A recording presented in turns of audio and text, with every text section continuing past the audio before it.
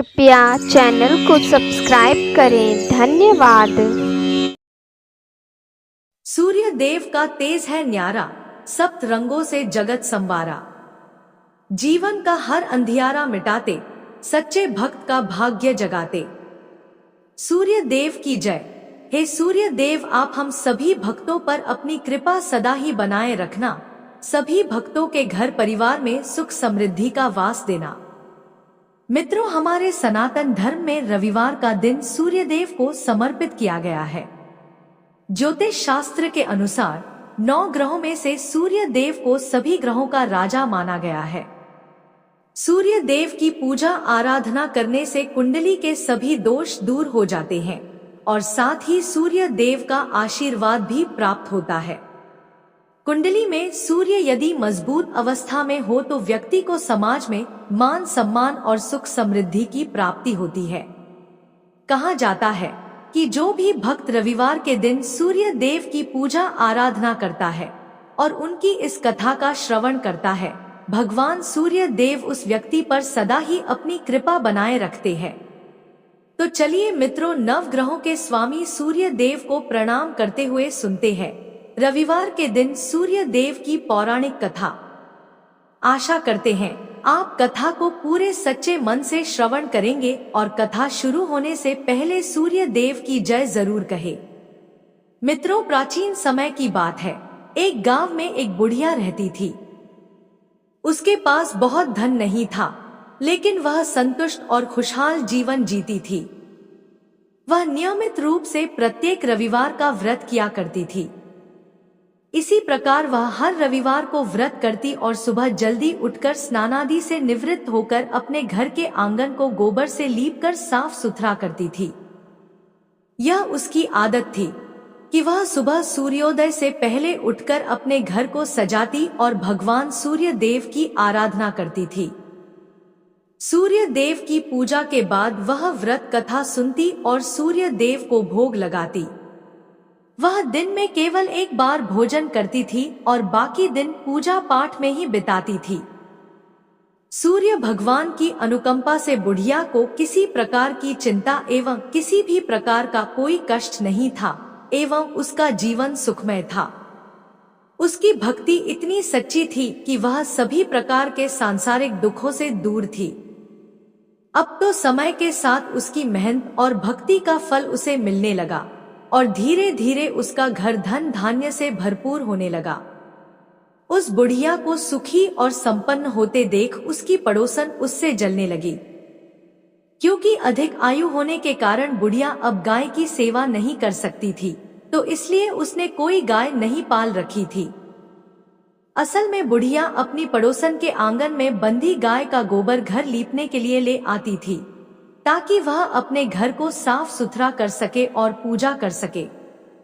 बुढ़िया की संपन्नता देख उसकी पड़ोसन को उससे जलन होने लगी थी। पड़ोसन को लगता था कि बुढ़िया के पास गाय तो नहीं है, फिर भी वह हर रविवार अपने आंगन को मेरी गाय का गोबर ले जाकर लीपती है, और यह बात पड़ोसन को बहुत खलती थी। एक रविवार को पड़ोसन ने अपनी गाय को घर के भीतर बांध लिया ताकि बुढ़िया को गोबर न मिले। बुढ़िया को इस बात का अंदाजा नहीं था। जब उसने देखा कि गोबर नहीं है तो वह निराश हो गई और अपने आंगन को लीप नहीं पाई। उसने उस दिन सूर्य देव की पूजा नहीं की और भोग भी नहीं लगाया। बुढ़िया पूरे दिन उपवास में रही और भूखी प्यासी सो गई। उसकी श्रद्धा और आस्था सूर्य देव के प्रति अडिग थी, लेकिन बिना पूजा के वह बहुत दुखी थी।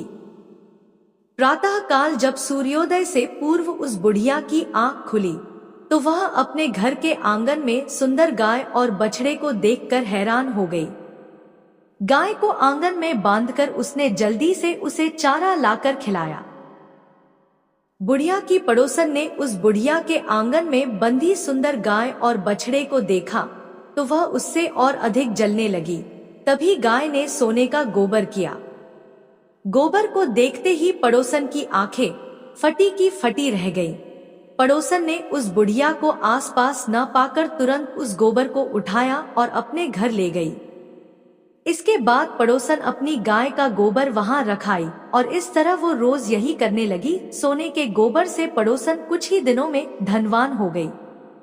गाय प्रतिदिन सूर्योदय से पूर्व सोने का गोबर किया करती थी और बुढ़िया के उठने के पहले पड़ोसन उस गोबर को उठाकर अपने घर ले जाती थी और बहुत दिनों तक बुढ़िया को सोने के गोबर के बारे में कुछ पता ही नहीं चला।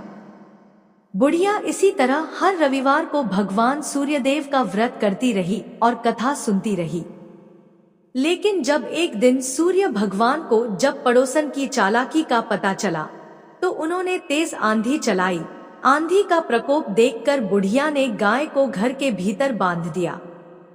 जब सुबह उठकर बुढ़िया ने सोने का गोबर देखा तो उसे बहुत आश्चर्य हुआ। उस दिन के बाद से बुढ़िया गाय को घर के भीतर बांधने लगी। सोने के गोबर से बुढ़िया कुछ ही दिन में बहुत ही अधिक धनी हो गई। उस बुढ़िया के धनी होने से पड़ोसन बुरी तरह जल भुनकर राख हो गई और उसने अपने पति को समझा बुझाकर नगर के राजा के पास भेज दिया। सुंदर गाय को देखकर राजा बहुत खुश हुआ। उसने गाय को महल में ही रखवा लिया। सुबह जब राजा ने सोने का गोबर देखा तो उसके आश्चर्य का ठिकाना न रहा। अब तो बुढ़िया सूर्य देव से अपनी गाय वापस पाने के लिए प्रार्थना करने लगी। सूर्य भगवान को भूखी प्यासी बुढ़िया को इस तरह प्रार्थना करते देख उस पर बहुत करुणा और दया आई। उसी रात सूर्य भगवान ने राजा को स्वप्न में कहा, राजन, बुढ़िया की गाय व बछड़ा तुरंत लौटा दो, नहीं तो तुम पर विपत्तियों का पहाड़ टूट पड़ेगा, तुम्हारा महल नष्ट हो जाएगा। सूर्य भगवान के स्वप्न से बुरी तरह भयभीत राजा ने प्रातः उठते ही गाय और बछड़ा बुढ़िया को लौटा दिया। साथ ही राजा ने बहुत सा धन देकर बुढ़िया से अपनी गलती के लिए क्षमा मांगी।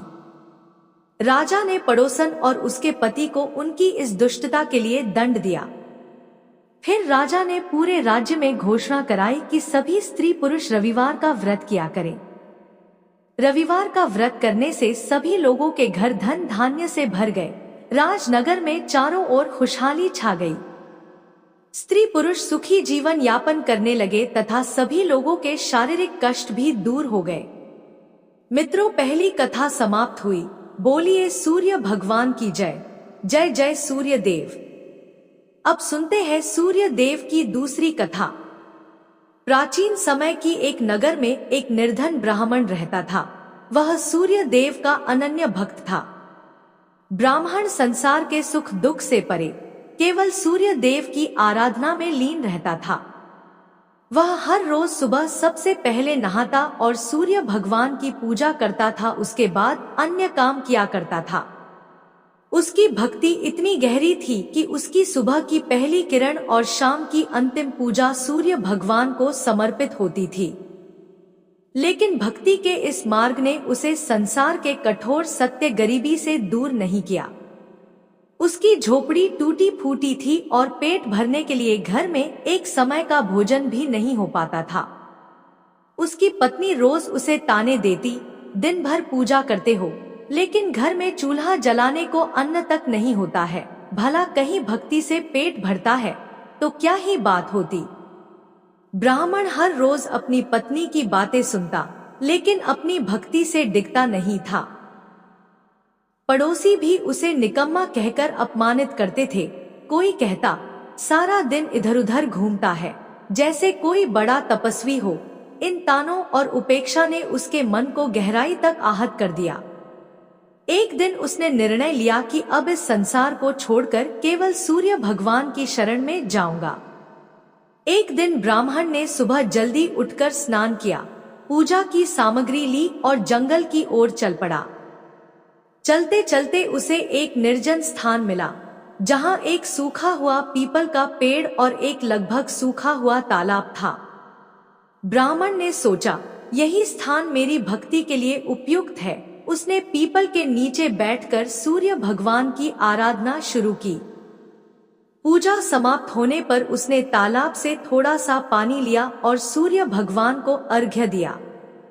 जैसे ही पानी बहकर पीपल की जड़ों और तालाब में पहुंचा, एक अद्भुत चमत्कार हुआ। सूखा हुआ पीपल हरा भरा हो गया। उसकी शाखाएं हरी भरी पत्तियों से भर गईं। वहीं तालाब स्वच्छ जल से भर गया। जब ब्राह्मण ने सूर्य देव की आवाज सुनी तो वह घबरा गया और सोचने लगा कि इस पीपल में कोई भूत रहता है, जरूर वही मुझे आवाज दे रहा है। और ब्राह्मण बिना कुछ कहे वहां से लौट गया। अब तो हर रोज जब ब्राह्मण पूजा करता तभी उस तालाब से आवाज आने लगती। रोज यह सुनकर वो चिंतित होकर दुबला होने लगा। ब्राह्मण की पत्नी कभी कभी उससे मिलने जंगल में जाती थी। एक दिन उसने अपने पति से पूछा, आप दिन पर दिन दुबले हुए जा रहे हैं। उसने अपनी पत्नी को सारी घटना कह सुनाई। उसकी पत्नी, जो सामान्यतः उसे ताने देती थी, इस बार अपने पति की बात सुनकर गंभीर हो गई। उसने कहा, यह कोई भूत प्रेत नहीं है, यह स्वयं सूर्य भगवान है, जो तुम्हारी भक्ति से प्रसन्न होकर तुम्हें वरदान देना चाहते हैं। ब्राह्मण ने चिंतित होकर पूछा, लेकिन मैं उनसे क्या मांगू? मेरी मांग छोटी हो तो जीवन भर पछतावा रहेगा, और अगर मैं कुछ भूल गया तो? पत्नी ने मुस्कुराते हुए कहा, तुम्हें उनसे यह मांगनी चाहिए कि नौखंड के महल में सोने के पालने में अपने पोते को झूलते हुए अपनी आंखों से देख सको। इससे तुम्हें धन, संतान, सुख और दीर्घायु सब कुछ मिल जाएगा। अगले दिन ब्राह्मण ने उसी स्थान पर जाकर सूर्य भगवान की पूजा की। पूजा के अंत में सूर्य भगवान फिर प्रकट हुए और बोले, हे ब्राह्मण, अब बोलो, तुम्हारी क्या इच्छा है? ब्राह्मण ने साहस बटोरकर वही शब्द कहे जो उसकी पत्नी ने सिखाए थे। सूर्य भगवान मुस्कुराए और बोले, तथास्तु, तुम्हारी मनोकामना पूरी होगी। जब ब्राह्मण घर लौटा तो उसने देखा कि उसकी टूटी फूटी झोपड़ी की जगह एक विशाल और भव्य महल खड़ा था। महल के चारों ओर दास दासियां कार्य कर रही थी। अंदर से उसकी पत्नी सुंदर वस्त्रों और आभूषणों से सजी हुई बाहर आई और बोली, स्वामी, यह सब आपकी भक्ति का फल है। सूर्य भगवान ने आपकी मनोकामना पूरी कर दी। ब्राह्मण ने विस्मित होकर पूछा, इतना धन लेकर हम करेंगे क्या? पत्नी ने उत्तर दिया, हम इसे धर्म और परोपकार के कार्य में लगाएंगे। यज्ञ, हवन और दान पुण्य से ही इस धन का सही उपयोग होगा। और इस प्रकार से ब्राह्मण की ख्याति शीघ्र ही नगर भर में फैल गई। जब राजा को इस बात का पता चला तो उसने ब्राह्मण को अपने दरबार में बुलाया और पूछा, कल तक तो तुम्हारे पास खाने को अन्न नहीं था, आज यह वैभव कहां से आ गया? क्या तुमने चोरी की है? डर के कारण ब्राह्मण ने पूरी घटना विस्तार से राजा को बताई। राजा ने कहा, क्या सूर्य देव मेरी मनोकामना भी पूरी करेंगे? मेरे पास सब कुछ है, परंतु संतान सुख से वंचित हूं। ब्राह्मण ने राजा को सूर्य भगवान की आराधना की विधि बताई और राजा ने पूरे नियम और श्रद्धा से सूर्य भगवान की पूजा की। कुछ ही समय बाद सूर्य भगवान ने राजा को एक तेजस्वी पुत्र का आशीर्वाद दिया और इस प्रकार से सभी लोग सुख पूर्वक जीवन व्यतीत करने लगे। मित्रों, इस कथा से हमें यह सीख मिलती है कि सच्ची भक्ति में अद्भुत शक्ति होती है। भक्ति का मार्ग कठिन अवश्य है, परंतु यदि श्रद्धा और समर्पण सच्चा हो तो ईश्वर की कृपा से असंभव भी संभव हो सकता है। ब्राह्मण की निष्ठा और विश्वास ने न केवल उसे सुख समृद्धि प्रदान की, बल्कि संसार को यह संदेश भी दिया कि धर्म और परोपकार से ही सच्चा जीवन संभव है। कथा समाप्त हुई। बोलिए मित्रों, सूर्य नारायण भगवान की जय।